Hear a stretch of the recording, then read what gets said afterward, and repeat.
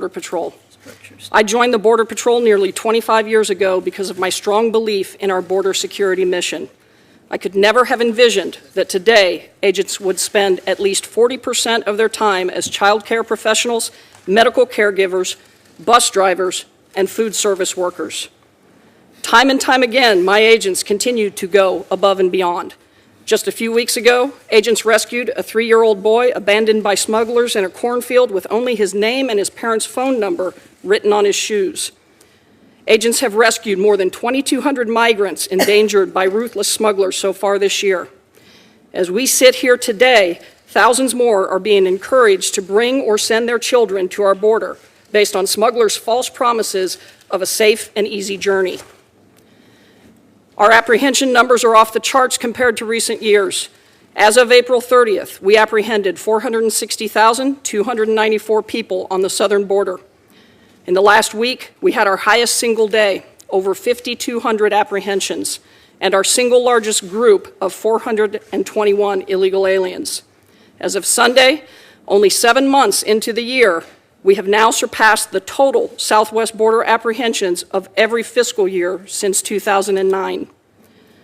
The number of family units and unaccompanied children has skyrocketed to 64% of southern border apprehensions. So far this year, we've apprehended 248,197 family unit aliens and 44,779 UACs.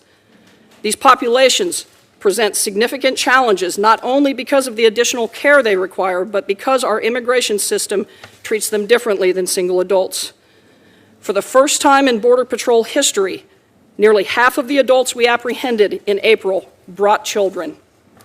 They have received the message loud and clear: bring a child, you will be released. In April, we apprehended an average of 2,400 families and children each day. And ICE and HHS lack the capacity to keep up.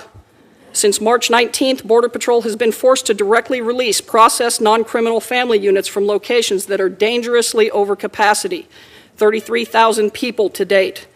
Though we are adding new soft-sided and modular facilities in El Paso, Rio Grande Valley, and Yuma sectors, our short-term holding facilities are still beyond capacity.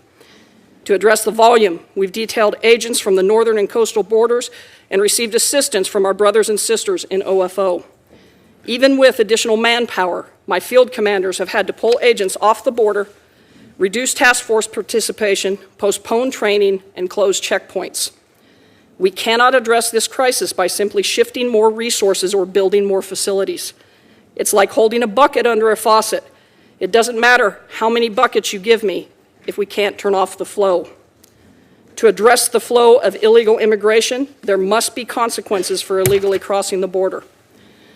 I've said before, this is both a humanitarian and a border security crisis. But as we focus our resources on the immediate humanitarian needs, we have been forced to put the nation's security at risk. We have apprehended more than 3,500 people with gang affiliation and criminal histories so far this fiscal year, and assaults on my agents are up more than 20%. Single adult apprehensions have reached a 5-year high, 167,318 so far this fiscal year. Of the 3 demographic groups, we have the greatest ability to deliver consequences to single adults, knowing that these individuals actively seek to evade law enforcement. Every agent that I pull off the line to process and care for families and children increases the risk that illegal border crossers will get past us, including those smuggling drugs and other contraband. We need to know who and what is crossing our border, but that is nearly impossible when our manpower is diverted. Cocaine seizures this year have far exceeded last year's total. In January, we seized more than 700 pounds of cocaine being smuggled across the Rio Grande while agents were occupied with large groups of families nearby. And I worry how much more is getting past us. Simply put, we have been forced to put our border security and our national security at risk. ICE is quickly running out of space to detain adults during their immigration proceedings. My greatest concern is that we will have to begin releasing single adults. We must maintain the ability to deliver consequences, or we will lose control of the border. My men and women are doing everything they can to meet this challenge, but Border Patrol cannot do this alone.